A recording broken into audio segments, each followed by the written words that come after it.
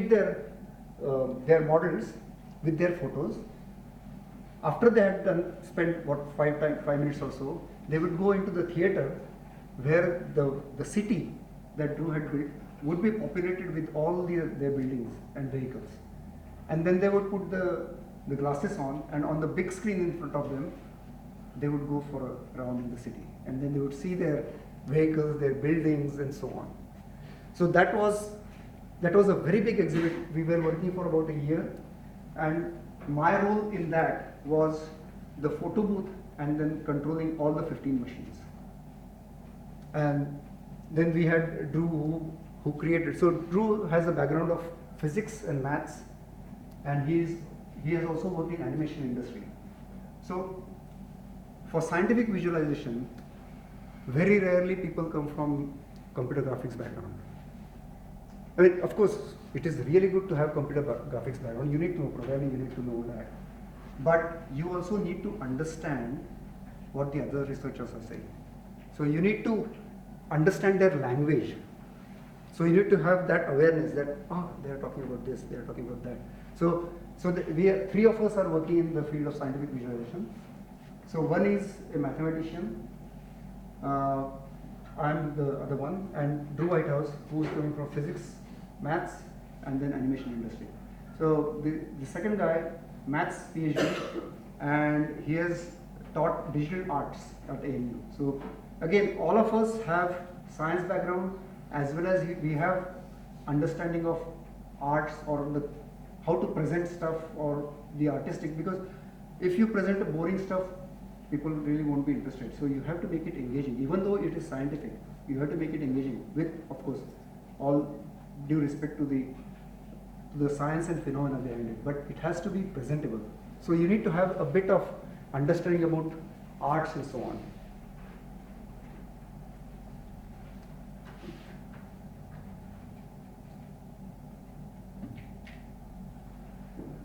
This was another one.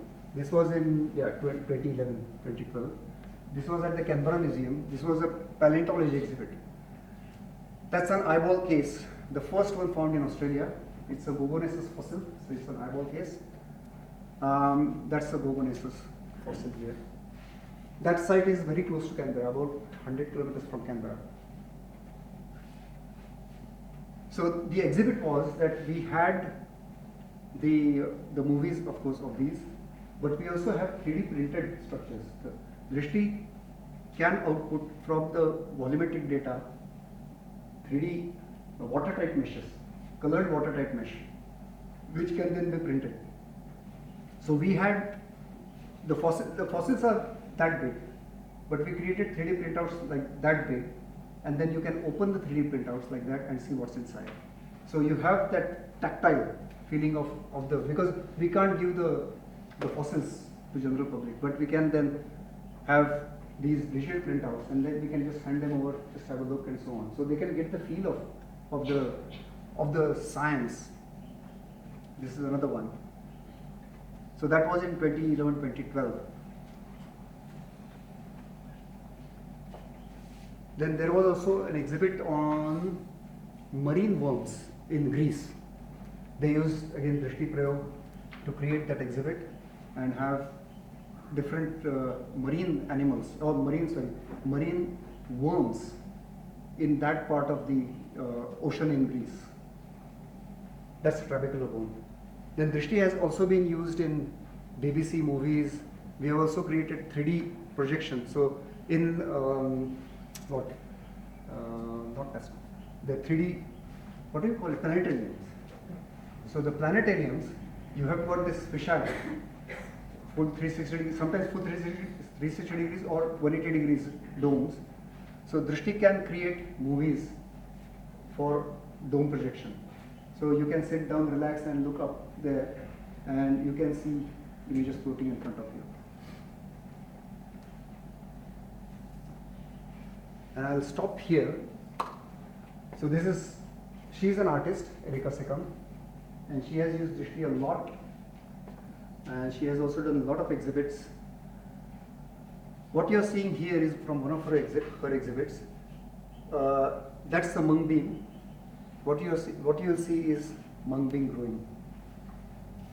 And that's it. She let the mung beans grow through carbon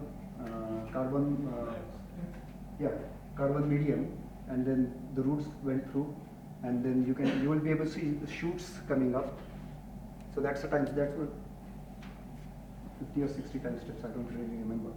Then we also had from cocoon stage to fly stage. We had that data as well.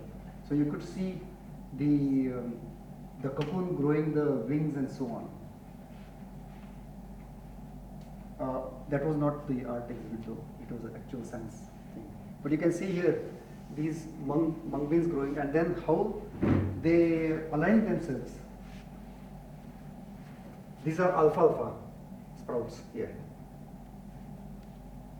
We can also use Drishti VR to actually just scrape through, and you can see the mung beans growing. So I'll stop here. Thank you. Any questions? No problem. I hope I will. I'm here to, after such a beautiful talk, I'm here to say a few words of appreciation.